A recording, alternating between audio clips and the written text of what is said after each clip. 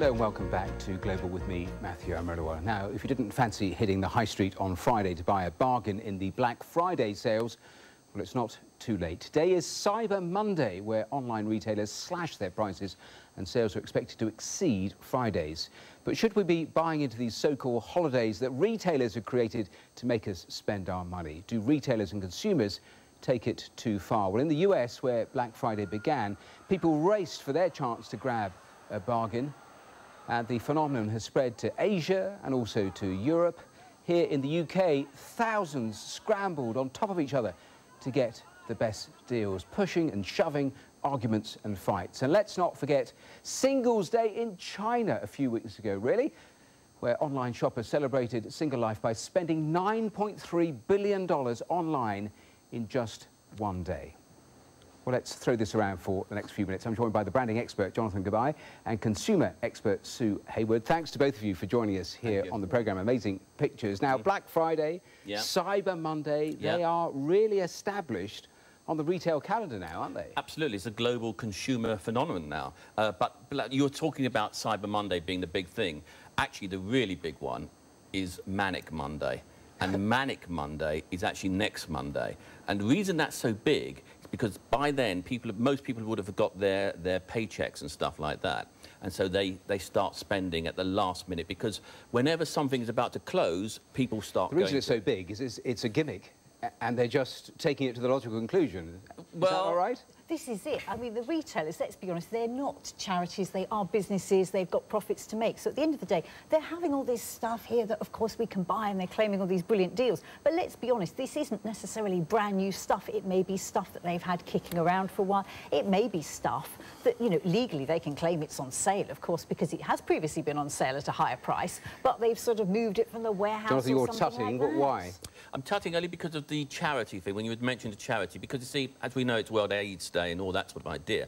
But, of course, Apple have actually gone on to that, and it's now Apple Red Day, because if you go to any Apple store around the world, actually, you will see that their logo today will have turned to red. And so that because they're giving donations to charity. So is that a bad thing? Is that or a good thing? It's great if they're going to do that, but let's be honest, most retailers aren't going to be saying, hey, we're going to reduce the prices, let's send a cut of the profits to charity. Most of the retailers are discounting the products in order to get people through the store. And the interesting thing is, whether it's your Black Friday or Cyber Monday, the kind of banners that are there claiming these sales, when you actually go in, whether it's the virtual or the real shop doorway, some of the deals aren't there. I mean, on Friday, that's classic marketing, isn't it? I mean, you looked at those pictures in the UK, and I mentioned the various fights we actually saw in different stores in the UK.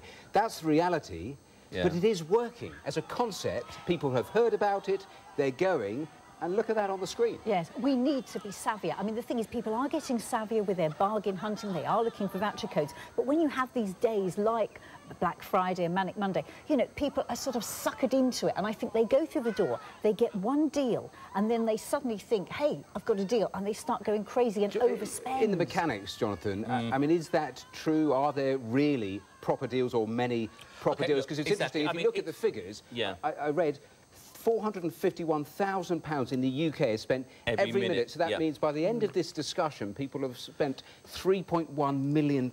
And they can't all be stupid. So they can't all be saying, you know, it's, oh, I'm getting something, it's not as good as that. I mean, there are, as you said, there's savvy people out there. And by the way, there's even a day which is an anti-buying day, which is called Buy Nothing Day, and that's in November in America. And has it been successful, effective? I don't know, no one ever bought anything. But I mean, of course, these shopping festivals, they're all around the world. I mean, every country seems to have its own day. You mentioned about China. I mean, Dubai has a shopping festival. They have a thing called White Weekend at the end of November, which is, you know, where they sort of have deals and all sorts of entertainment and things. Australia seems to have almost a festival for every single occasion. It's a bit like I was in Mumbai recently, and for Diwali, right, the online shopping has gone absolutely crazy over there. So people are getting used to the idea. In fact, I'll go even further. I believe that within 10 years, you're going to have shops on the high street, which are going to be the kind of the storefront, a showroom, if you wish, but people will actually buy online. Yeah, there has been a prediction that's knocked around. I mean, I mentioned it in the introduction, China Singles Day. I mean, can you believe it? I mean, we have pictures of people there tapping away in China, and I mentioned the figures, colossal amounts being spent, billions, and there they are. Singles, be uncharitable to say that's why they're single, working away there on their computers. But, I mean, there seems to be no end to coming up with a day and then marketing it. Well, this is it. And, you know, I think if you're savvy, a lot of people will actually go to the shops, check the prices, and then go online and buy things, you know, which is certainly what I've done, you know, in the run-up to Christmas. I bought a lot of my presents online simply because they're cheaper than actually going into the high street. And let's not forget, in this age of technology, you can be in the high street, you can use these wonderful apps that actually zap the barcode of the item you're looking at and tell you the cheapest place to buy it anyway. Is it inexhaustible, do you think, as a concept? We have Valentine's Day, we know prices are hiked up. Every wedding, you mentioned the word wedding in something, the prices are hiked up. Are all of these tags inexhaustible in terms of supply and demand? No, the thing is that what will happen is that these things, they settle down so that you'll get, because if you have too much of anything, you give the consumer too much choice, they basically get confused. It's as simple as that. And so what will happen is that I think that Cyber Monday and so on and so forth, I think once that gets into the cultural, that's the day it's got to be, and then that's the way it will be. I mean, Google are trying to do one themselves in December, which is a Google shopping day. I'm not sure if that's going to work. So it's interesting what happens with, I mean, Jonathan talking about how he sees the dynamic of stores and online changing over the next decade. I mean, with all this enormous discounting, even before we get to the holiday period of Christmas, what happens to stores after Christmas with those traditional sales? I mean, I think have they got anywhere to go? They will still be the traditional Boxing Day sales, but it depends on the stock they've got left. There obviously is a limited amount of stock that they are selling, and if they're selling it all on special offers, certain brands may well be gone, but there will still be an awful lot of things, whether it's your Christmas box sets and your Christmas socks and jumpers and things. There will be an awful lot that they just can't sell, and they will have to discount it. And let's be honest, at the moment, it's almost a game of chicken that people are playing with the retailers. So it's a case that you're holding on and seeing if things will be discounted. I mean, it's almost ingrained in everyone, isn't it, that search for a bargain? Isn't it?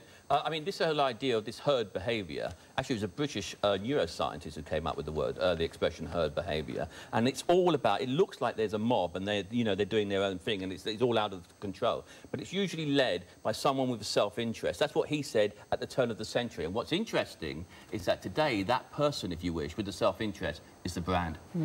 And just in a sentence, it presumably is the way forward. You've got Black Friday, you've got Cyber Monday, you've still got 5 of the days of the week to actually put tags to. So is the way forward to do it that sort of way? Yes, I think it's going to be the way forward. And by the way, the best time to sell, in the middle of the night. They're bored.